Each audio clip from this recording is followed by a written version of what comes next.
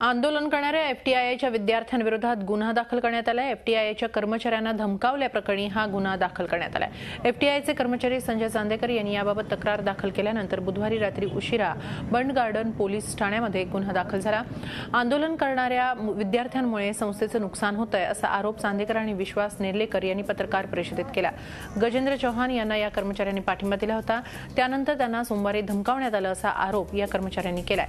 दरम्यान एफटीआयआयमध्ये अंमली पदार्थांचा वापर होत असल्याची तक्रारही पोलिसांना मिळाली आणि त्याबाबतही तपास सुरू आहे।